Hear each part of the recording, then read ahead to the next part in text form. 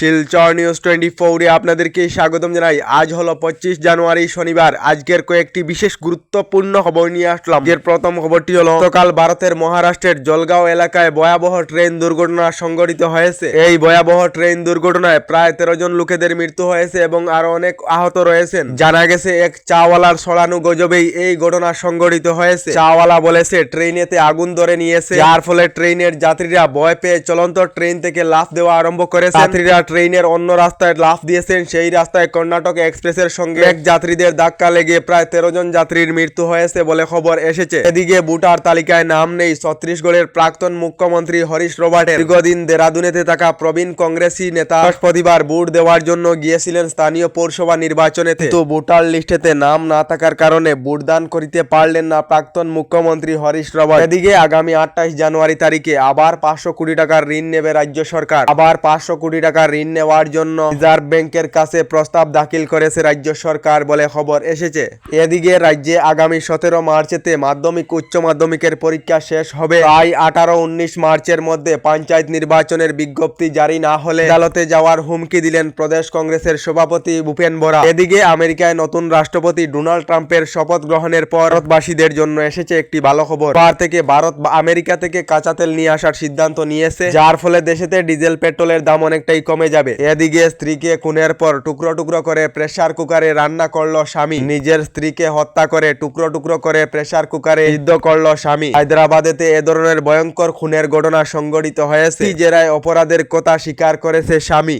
এদিকে দিল্লিতে প্রজাতন্ত্র দিবস পালন অনুষ্ঠানেতে আমন্ত্রিত করা হয়েছে পাতারকান্দির শিক্ষা দরদি রিক্সা চালক আহমদ আলীকে। পাতারকান্দির রিক্সা চালক আহমদ আলী প্রতিষ্ঠিত করেছেন 9টি স্কুল, যার ফলে দিল্লিতে প্রজাতন্ত্র দিবস পালন অনুষ্ঠানেতে আমন্ত্রণ করা হয়েছে বলে খবর এসেছে। এদিকে রাজ্য সরকার থেকে রাজ্যে গোমাংস নিষিদ্ধ ঘোষণা করা হয়েছে। রাজ্যে গরু মাংস নিষিদ্ধ ঘোষণা করার পরও রাজ্যের কয়েকজন যুবক মিলে পিকনিক খাওয়ার সময় গোমাংসের ভিডিও বানিয়ে সোশ্যাল মিডিয়ায় আপলোড করেন। তারপর সামাজিক মাধ্যমে ভিডিও ভাইরাল হওয়ার পর রাজ্যের 6 যুবককে আসাম পুলিশ গ্রেফতার করেছে বলে খবর এসেছে। এদিকে আবার ভূমিকম্পে কেঁপে উঠল বরাক উপত্যকা সহ গোটা আসাম। মাত্র 30 ঘন্টার মধ্যে দুবার করে ভূমিকম্পে কেঁপে উঠল আসাম। রাত 12:55 সময়ে 4.8 রিক্টার স্কেলের ভূমিকম্পে আসাম সহ উত্তর পূর্বাঞ্চল কাঁপিয়েছে।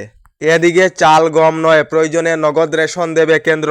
রেশন ব্যবস্থার বিকল্প হিসাবে কেন্দ্রীয় সরকার উপভোক্তাদের সরাসরি নগদ রেশন প্রদানের রাস্তায় হাঁটতে পারে সরকার বলে খবর এসেছে। এদিকে জিও গ্রাহক সকলদের জন্য এসেছে একটি বিশেষ খবর। তরফ থেকে 100 টাকা পর্যন্ত দাম বৃদ্ধি করা হলো একটি রিচার্জের। 199 টাকা পোস্টপেড প্ল্যানে দাম আরো 100 টাকা বৃদ্ধি করা হয়েছে। এদিকে এখনো পর্যন্ত সরকারি গড় লাভ না করা সকলদের জন্য এসেছে একটি জরুরি খবর। রাজ্যের যে সকল লোকেদের সরকারি গড়ের তালিকায় নাম রয়েছে অথবা যে সকল লোকেদের জিওট্যাগ সম্পূর্ণ হয়েছে শীঘ্রই সরকারি গড় লাভ করিবেন। নতুন করে রাজ্যের 3,88,000 লোকেরা লাভ করিবেন সরকারি গড়। সরকারি গড় লাভ করিতে হলে এবার বাধ্যতামূলক করা হয়েছে এবিপিএস, যার ফলে এবার থেকে আপনারা সরকারি গড়ের টাকা লাভ করিতে হলে ব্যাংক অ্যাকাউন্ট জমা দিতে হবে না। এটির মাধ্যমে আপনাদের ব্যাংক অ্যাকাউন্টেতে সরকারি গড়ের টাকা ঢুকবে। এখনো পর্যন্ত যদি আপনারা ডিবিডি অ্যাকাউন্ট বানাননি, ওই ডিবিডি অ্যাকাউন্ট বানানোর জন্য জানানো হয়েছে। এদিকে রাজ্যের লাখ লাখ মহিলাদের জন্য এসেছে একটি ভালো খবর।